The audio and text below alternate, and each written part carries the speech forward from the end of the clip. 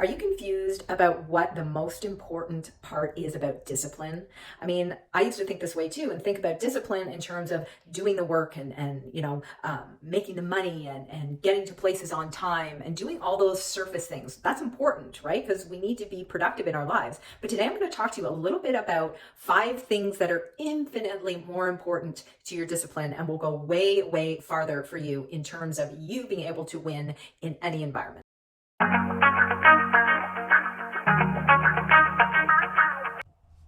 Hey, great to see you back. This is week 2 of this 3-week series I am running on how to win in any environment. Now, normally when I get on here and I do these videos, I am talking to women who are over 45, maybe even over 50, who are looking to be confident badasses in their lives. That's what I'm talking to. That's what I love to teach on. That's who I'm really looking to inspire and to move into action. And so many times women of our age, right, we get to this age and we think, how do I win now, right? I won when I was a young woman. Maybe I won when I was going to school, getting an education. Maybe I won when I started a career, at my age, when I have teenage kids that are still alive and breathing and pretty polite. I think I've won as a parent.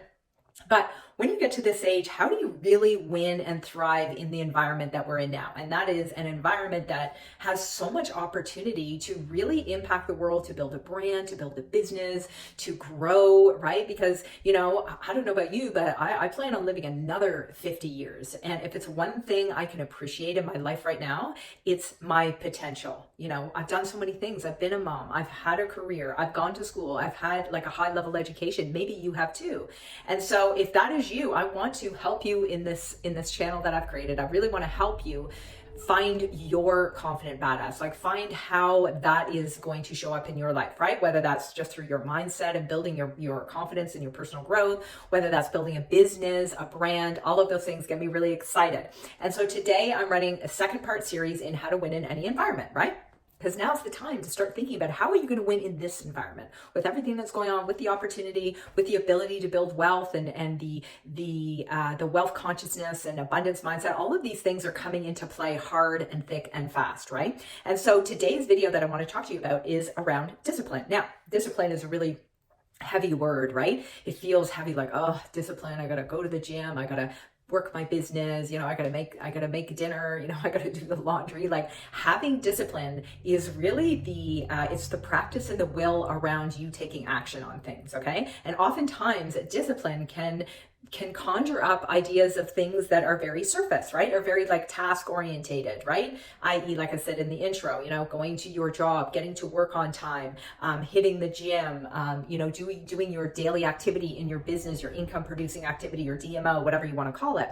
But today I want to share a few things with you around discipline that I think are infinitely more important to your overall growth. They're more important to your confidence and your happiness.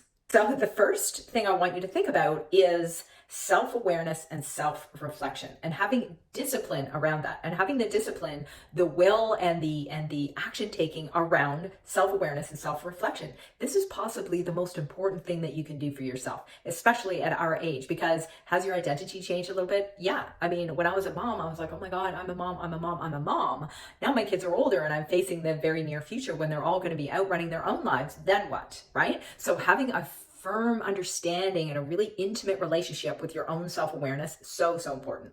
So I kind of see this as 2 things, right? It's recognizing your own unique strengths and weaknesses, right? Your own strengths and weaknesses, right? And really starting to think about, based on your skills that you have, what you love, your life experience, that's really important. Based on all of that, where can you make the biggest impact in your life, right?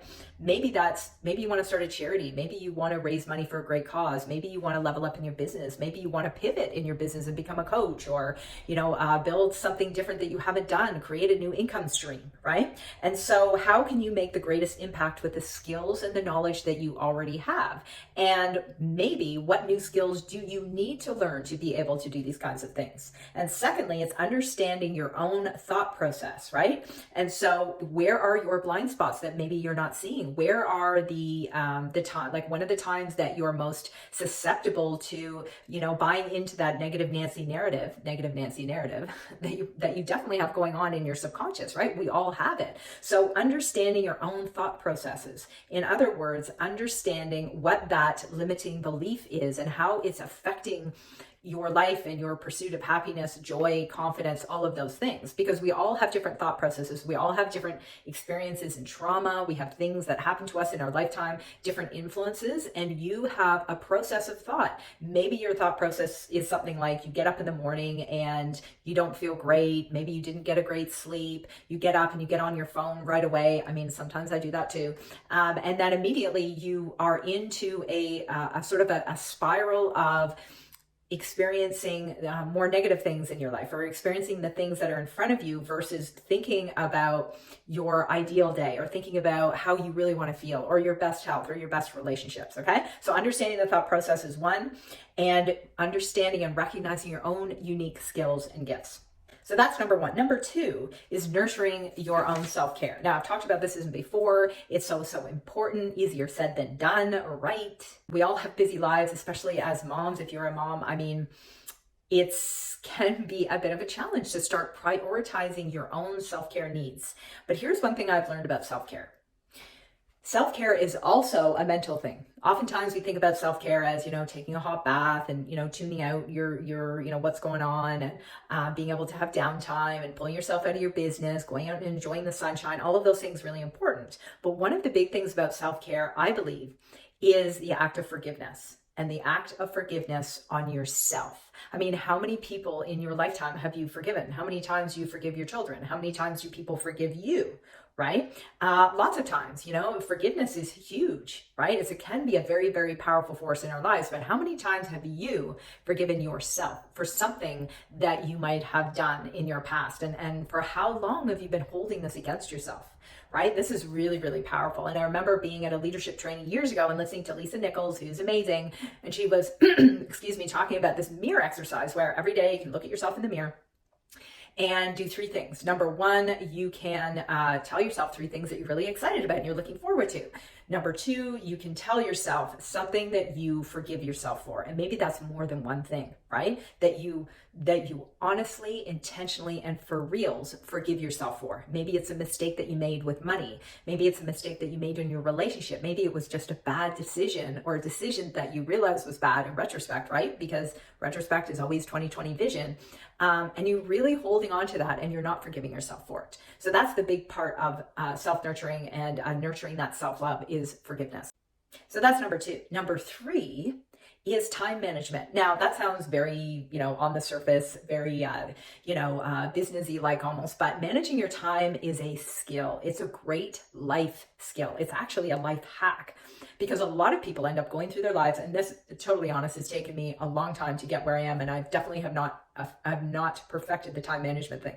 Okay, but people will often go into their lives and into their day, and they're not prioritizing anything. They're not blocking off time to prioritize things like date night with their spouse, or prioritizing the time block of saying, hey, I'm switching off now. Now, this is especially hard for entrepreneurs, especially hard for mompreneurs, because there's always something going on, right? There's always laundry to do. There's always children to run after or take care of or think about. There's always errands to be done. And there's all the tasks, of course, that go along with having with your business, right? That most likely you are doing from home. And sometimes all of these things can just mesh and flow into one big, 10-hour time block, right? And here's the deal, okay? Time management is really important. It's important to your mental health. It's important to your relationships. It's important to your physical health, right? So get really down and organized and fundamental with your time. And what do I mean by that?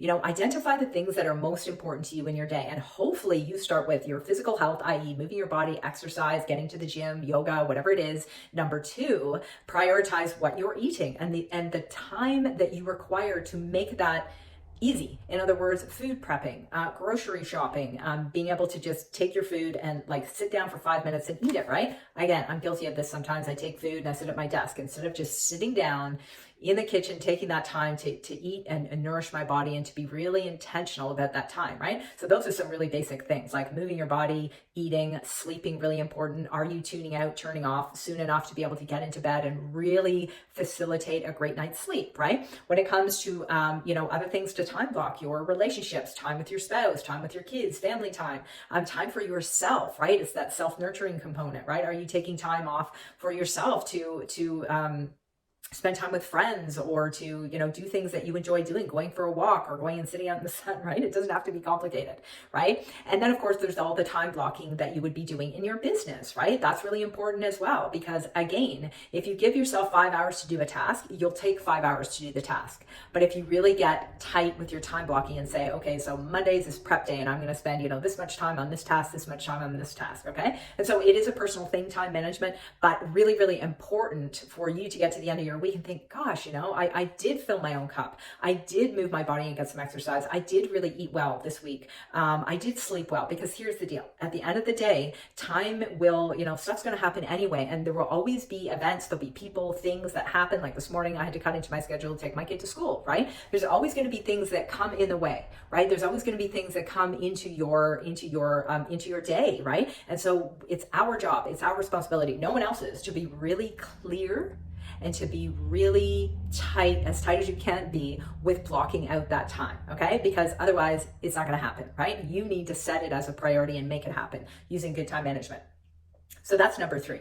Number 4 is celebrating your own wins and milestones. This is huge, right? Because look, I'm a sports mom. I love watching my kids play sport. I'm like the loudest, cheerleader. My kids will often tease me because I'm too loud or I'm too vocal. I'm saying the wrong thing, right? I love that, okay? But when I think about it, how many times do I actually celebrate my own wins? How many times do I give myself a pat on the back? And so one practice I started doing years ago is every time I go to the gym and have a workout afterwards, I pat myself on the back and say, good job. Well done, right? People at the gym kind of look at me funny, but it's really important.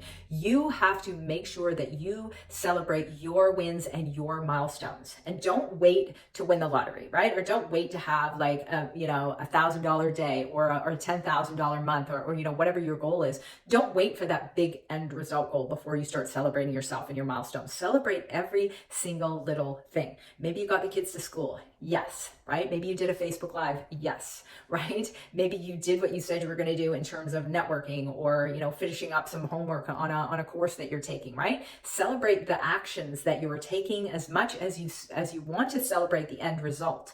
That's really, really important, because the actions that you take are the only thing that's going to get you to that end result, right? And so make sure you celebrate those milestones, right? You celebrate everybody else, celebrate yourself. Number 5 is continuous improvement, right? You adapting, learning new things, upping your skills, pivoting in your life, having new experiences. Now, sometimes your intuition will say certain things to you. Like, in other words, I used to think, oh gosh, I really need to do like something different. I need to do something big. I need to go jump out of an airplane. And inside I think, no, that's not really something that I want to do, right? So it's really important to be in tune with that inner voice, right? Because you don't, just because somebody else is doing something that what I think is pretty wild and crazy doesn't mean that you do, right? But it is important that you spend some time, especially at the age that we are at now, right? To continue to move in the direction of growth, right? New experiences, new friendships. Maybe it's a networking group. I just joined a networking group. It's virtual. I'm new where I'm living right now, and I know that I need to get out and meet new people, which isn't always easy for me. Maybe it's, picking up a new hobby, joining a class. So important, because this is great, not only for your potential to build friendships, which are absolutely so valuable, again, especially for women, but for everybody really, your potential to make new friendships and new networks, but also just expand your mind, learning new skills. And oftentimes when we have new experiences, it feels good, right? It feels good. Okay, so those are my 5 tips today around discipline. I hope you got value from those. I am going to talk to you next week around communications, right? How to win in any environment, especially when it comes to your communications. Make sure to jump into my free Confidence Collective community. I'd love to see you in there. Tons of freebies. Have an awesome week. We'll see you next time.